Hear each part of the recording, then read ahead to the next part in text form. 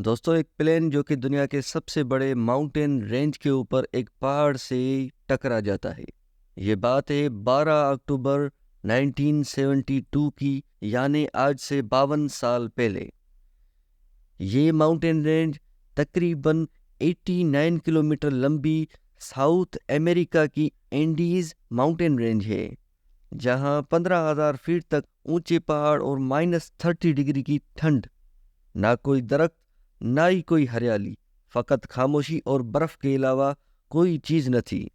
दोस्तों, कई दिनों तक अथॉरिटीज ने रेस्क्यू ऑपरेशन किया, लेकिन इस जहाज का कोई नामो निशान न था, जिसके बाद इन पैसेंजर्स को मरा हुआ डिक्लेयर करके ऑपरेशन को बंद कर दिया गया।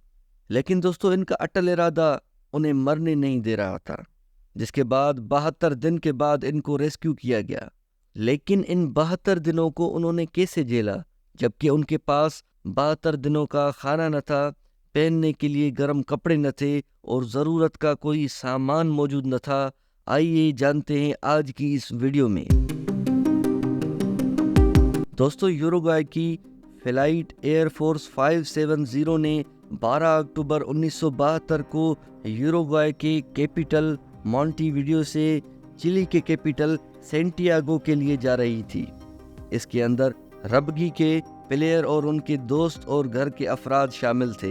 ये रग्बी के प्लेयर सेंटियागो में मैच खेलने जा रहे थे, जिसके अंदर कुल मिलाकर 40 पैसेंजर और 5 क्रू मेंबर मौजूद थे। ये फ्लाइट कोई ज़्यादा लंबी न थी। आमतौर पर अगर मौसम क्लियर हो तो ये सफ़र 3 घंटे में मुकम्मल हो जाता है, लेकिन 12 अक्टूबर को इन पहाड़ों में तूफान आ जाता है, जिस वजह से इस प्लेन को अर्जेंटीना के मेंडोज शहर में रात के लिए लैंड करवाया जाता है। 13 अक्टूबर 1972 ये जहाज़ एक बार फिर से टेक ऑफ करता है। पायलट्स ने देखा कि मौसम बिल्कुल साफ है और ये प्लेन अगले 1 घंटे तक ऐसे ही ज़बरदस्त तरीके से चलता रहा। 3:21 पर पायलट प्लेन की ऊंचाई कम करने लगते हैं। उन्हें ऐसा लगता है कि हम सेंटियागो के अब बहुत करीब हैं, जबकि बादल इतने घने थे कि सही से लोकेशन का अंदाज़ा नहीं लगाया जा सकता था। नीचे उतरते ही एक खतरनाक टर्बुलेंस हुआ, क्योंकि ये जहाज़ बहुत घने बादलों की गिरफ्त में आ गया था और कुछ दिखाई नहीं दे रहा था। जब ये बादल हटे तो मालूम हुआ कि एक बहुत बड़ा पहाड़ उनके सामने था। पायलट ने तेजी से प्लेन को ऊपर उड़ाना चाहा, लेकिन अभी तक बहुत देर हो चुकी थी। जहाज के पीछे का हिस्सा पहाड़ से जा टकराता है। पीछे की 2 सीटों की रो हवा में उड़ जाती है। 3 पैसेंजर हवा में उसके साथ ही गुम हो जाते हैं। उसके बाद प्लेन में लगा आखिरी विंग भी टूट जाता है और जहाज नीचे गिरना शुरू करता है, जिसके साथ कुछ और पैसेंजर गिर जाते हैं। इसके बाद प्लेन का फ्रंट हिस्सा, जो एक ग्लेशियर पर स्लाइड करता जा रहा था, 700 मीटर नीचे एक आखिरी टकराव होता है। प्लेन का कॉकपिट तबाह हो चुका है और पायलट्स मौके पे ही मारे जाते हैं। मौजूदाती तौर पर प्लेन में मौजूद 45 पैसेंजर में से 33 अभी भी जिंदा थे, लेकिन इनको काफ़ी चोटें लगी थी।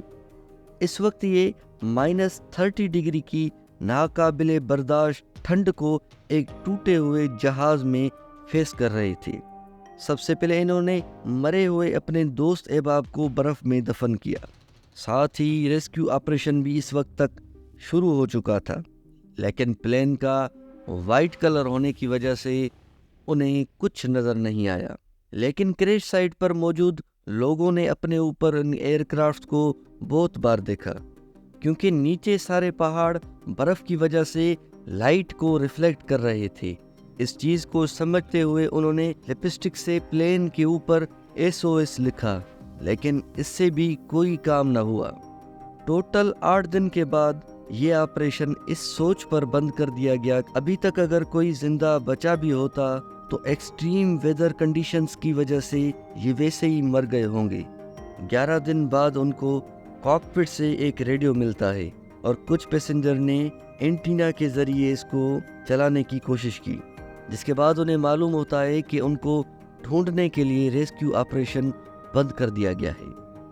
प्लेन में मौजूद 4 जख्मी पैसेंजर पहले ही हफ्ते में जिंदगी की बाजी हार जाते हैं। अब फकत 28 लोग सरवाइव कर रहे हैं। उन्होंने अपने लगेज और जहाज के मलबे को उठाकर जहाज के खुले हुए हिस्से को ठंड से बचने के लिए बंद किया और सीट कवर्स को गरमाइश के लिए इस्तेमाल करते थे और सीट कुशन्स को स्नो शूज के तौर पर इस्तेमाल कर रहे थे। इस वक्त खाने के लिए फकत कुछ ही चॉकलेट्स, जैम्स, थोड़ा सा ड्राई फ्रूट और थोड़ा पानी मौजूद था, जो कि इन 28 सर्वाइवल्स ने बहुत ही मुश्किल से 1 हफ्ते तक खाया। अब जब कुछ न था तो वहाँ पर मौजूद बर्फ़ और जहाज़ के मलबे को खाना शुरू किया, जिस वजह से वो मज़ीद बीमार हो रहे थे। इस सफ़ेदी में ना तो कोई दरख्त थे और ना ही कोई जानवर था जिसे फूड के तौर पर इस्तेमाल किया जाए। इस वक्त तक उनकी हालत ये थी कि उनका वज़न 40% तक कम हो चुका था। आखिरकार वो भूख के इस मुकाम पर पहुंच चुके थे कि उन्होंने अपने प्यारों की डेड बॉडीज़ को खाना शुरू किया। क्रैश के 17 दिनों बाद एक बर्फानी तूफान आता है जिसमें मज़ीद 9 सर्वाइवल मारे गए और बचे हुए सर्वाइवल्स ने कैसे भी करके जहाज से बर्फ़ हटाई ताकि ऑक्सीजन ले सके। दिन ब दिन मुश्किलातें और बढ़ रही थी। कोई न कोई अपनी जान की बाजी हार रहा था और बाकी बचे हुए अपनी बारी का इंतज़ार कर रहे थे।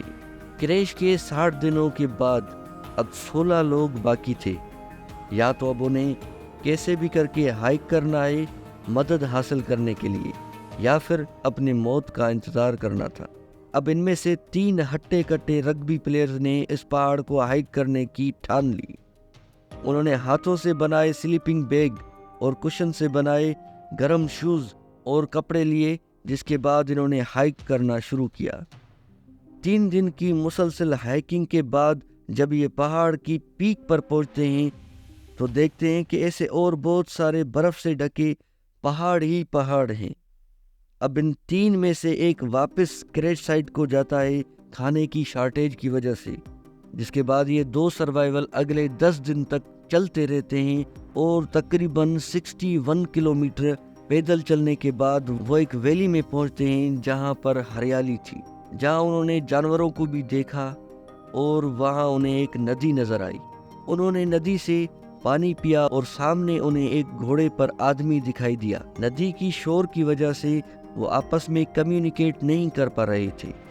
घोड़े पे मौजूद उस समझदार आदमी ने कागज और कलम एक पत्थर के साथ बांधकर उनकी तरफ फेंका, जिसके जरिए उन्होंने बताया कि हम प्लेन में सफ़र कर रहे थे और हमारा प्लेन पहाड़ से टकरा कर क्रैश कर गया और हम इस पहाड़ से आए हैं मदद तलाश करने के लिए।